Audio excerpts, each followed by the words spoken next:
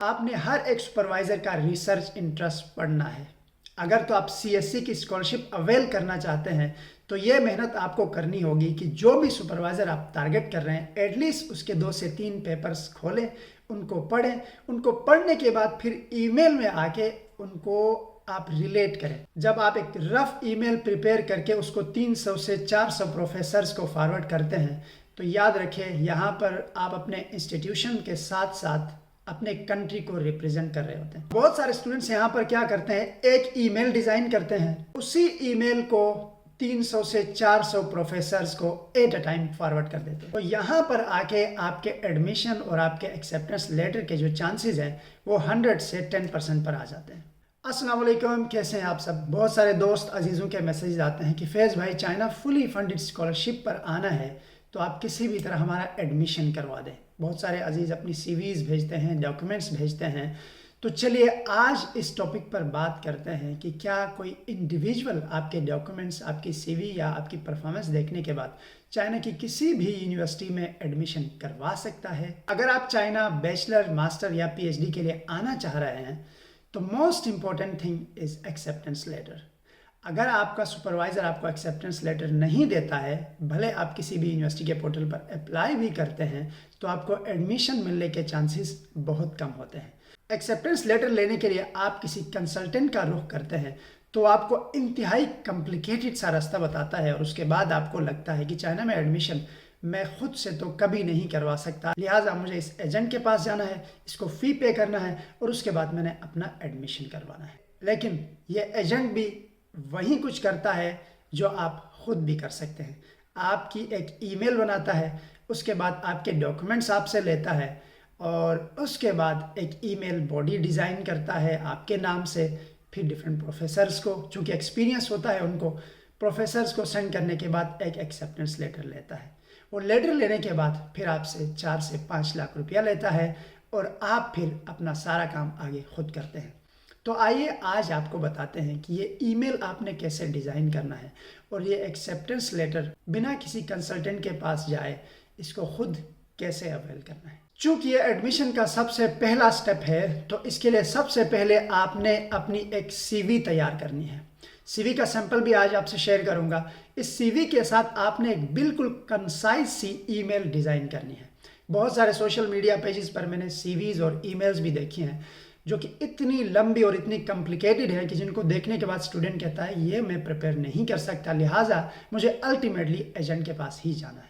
तो ऐसा बिल्कुल भी नहीं है। आपने बिल्कुल एक सिंपल सी सीवी तैयार करनी है और इसके बाद एक ईमेल बॉडी डिज़ाइन करनी है जो कि बहुत सिंपल होगी, बहुत ही कंसाइज होगी और बहुत ही टू द पॉइंट होगी। सीवी में बेसिक 3 से 4 पॉइंट्स बताऊंगा जो कि आपने मेंशन करना है। बहुत सारे स्टूडेंट्स की सीवीज मेरे पास आती हैं, उस सीवी पूरी को पढ़ने के लिए आपको तकरीबन 15 से 20 मिनट चाहिए होता है। तो आप जिस भी प्रोफेसर को ईमेल करते हैं तो प्रोफेसर उस ईमेल और उस सीवी को प्रेफर करता है जो बहुत ही शॉर्ट और बहुत कंसाइज टू द पॉइंट हो। अपनी सीवी में आपने सिर्फ अपना इंट्रोडक्शन में आपने अपनी रीसेंट डिग्रीज और अपना रिसर्च एरिया, आपका इंटरेस्ट क्या है, आप क्या करना चाह रहे हैं, यह मेंशन करना है। उसके बाद आपने अपना एजुकेशनल बैकग्राउंड बहुत ही कंसाइज, रीसेंट। बहुत सारे स्टूडेंट्स मैट्रिक और 9th से लेकर रीसेंट डिग्री तक आ जाते हैं और बहुत सारे स्टूडेंट्स उसमें अपनी यूनिवर्सिटीज़, इंस्टीट्यूशंस के नेम्स और बहुत सारी ऐसी इररिलेवेंट चीज़ें डालते हैं जिससे सीवी एक मेस बन के रह जाता है।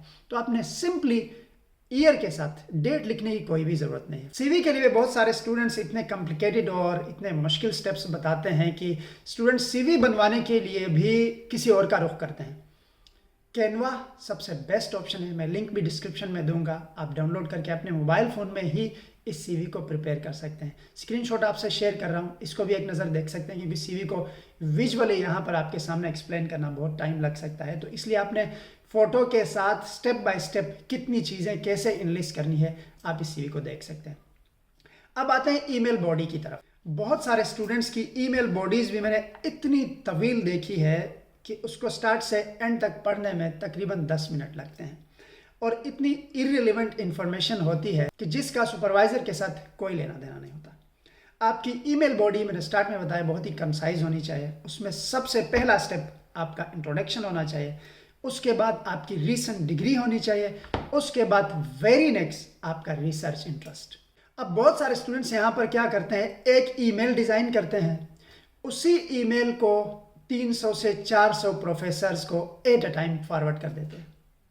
तो यहाँ पर आके आपके एडमिशन और आपके एक्सेप्टेंस लेटर के जो चांसेस हैं वो 100 से 10% पर आ जाते हैं। आपने हर एक सुपरवाइज़र का रिसर्च इंटरेस्ट पढ़ना है। अगर तो आप CSC की स्कॉलरशिप अवेल करना चाहते हैं तो ये मेहनत आपको करनी होगी कि जो भी सुपरवाइज़र आप टारगेट कर रहे हैं एटलीस्ट उसके 2 से 3 पेपर्स खोलें, उनको पढ़ें, उनको पढ़ने के बाद फिर ईमेल में आके उनको आप रिलेट करें। जब आप एक रफ ईमेल प्रिपेयर करके उसको 300 से 400 प्रोफेसर्स को फॉरवर्ड करते हैं तो याद रखें यहाँ पर आप अपने इंस्टीट्यूशन के साथ साथ अपने कंट्री को रिप्रेजेंट कर रहे होते हैं।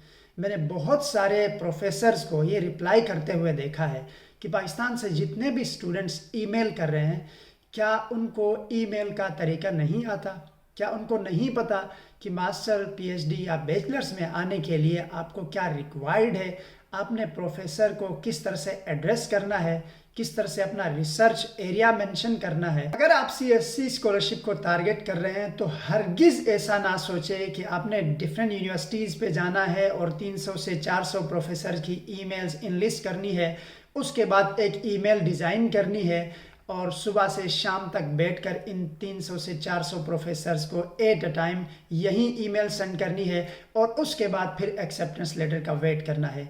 तो इस सूरत में आपको कभी भी एक्सेप्टेंस लेटर नहीं मिल सकता। आपकी ईमेल में वो सारी चीज़ें, वो सारा इंटरेस्ट जब सुपरवाइज़र को नज़र नहीं आएगा तो आपकी ईमेल को ट्रैश में डालेगा, आपकी ईमेल कंसीडर नहीं होगी। तो आइए आज मैं आपको बताता हूं कि एक कंसाइज और बहुत short to the point email design करके किस तरह से सुपरवाइज़र का एक्सेप्टेंस लेटर लिया जाता है। ये जो एक्सपीरियंस है ये मैं आपको वैसे शेयर नहीं कर रहा हूँ। ये जो 2 चीज़ें CV प्लस ईमेल में आपसे शेयर कर रहा हूँ, इसी ईमेल पर PhD का भी एक्सेप्टेंस लेटर लिया गया है, बैचलर का भी एक्सेप्टेंस लेटर लिया गया है और मास्टर्स का भी एक्सेप्टेंस लेटर लिया गया है। सेम फॉर्मेट था, सेम ईमेल थी और सेम CV थी। CV तो मैंने विजुअली आपको दिखा दी। तो अब आते हैं फाइनल स्टेप की तरफ। आपकी CV भी रेडी है, आपकी ईमेल बॉडी भी रेडी है। अब यहाँ पर आके बहुत सारे स्टूडेंट्स पूछते हैं कि चाइनीज़ प्रोफेसर्स को ईमेल किस टाइम पे करनी है, और मैंने बहुत सारे एक्सपर्ट्स को ये बात कहते हुए सुना है कि आपने प्रॉपर एक स्पेसिफिक टाइम पर ईमेल करनी है, इसके अलावा आपने ईमेल करनी ही नहीं। ऐसा बिल्कुल भी नहीं है। यहाँ पर मैं आपको पाकिस्तानी टाइम बताता हूँ। सुबह के 5 बजे से लेकर रात के 8 से 9 बजे तक किसी भी टाइम आप ईमेल कर सकते हैं। इसके अलावा फिर मैंने बहुत सारे लोगों को ये कहते हुए सुना है कि आप सैटरडे संडे ईमेल नहीं कर सकते हैं, ये 2 दिन जो है ना सुपरवाइजर्स ईमेल नहीं पढ़ते हैं। तो ऐसा भी हरगिज़ नहीं है। मेरा अपना एक्सपीरियंस है, वीक के बाकी दिनों की निस्बत सैटरडे संडे को ईमेल का रिप्लाई जल्दी आता है। आप सैटरडे संडे को ईमेल कर सकते हैं और ऐसा बिल्कुल भी नहीं है कि वो अपने ऑफिस में जाएं, सिस्टम ऑन करेंगे और फिर जाके आपकी ईमेल पढ़ेंगे। उनके मोबाइल फ़ोन में उनका सिस्टम है। QQ यहाँ चाइना का जो ऐप है ईमेल की जगह जो यूज़ होता है वो हर प्रोफेसर के मोबाइल फ़ोन में होता है। आपकी ईमेल डायरेक्टली उनके मोबाइल फ़ोन में जाती है। तो सैटरडे संडे भी आप ईमेल कर सकते हैं, इसमें कोई दिक्कत नहीं है। तो आज की इस वीडियो में एक्सेप्टेंस लेटर लेने के लिए 2 इंपॉर्टेंट चीज़ें मैंने आपसे डिस्कस की, एक ईमेल प्लस आपकी CV। फिर भी अगर आपको कोई चीज़ समझ नहीं आती है तो आप कमेंट बॉक्स में मुझे बता सकते हैं। I will try to respond. इसके साथ साथ ईमेल की बॉडी मैं नीचे डिस्क्रिप्शन में शेयर कर रहा हूँ, वहाँ जाके इसको रिव्यू कर लीजिए। मिलते हैं नेक्स्ट वीडियो में, तब तक के लिए इजाज़त दीजिए। अल्लाह हाफ़िज़।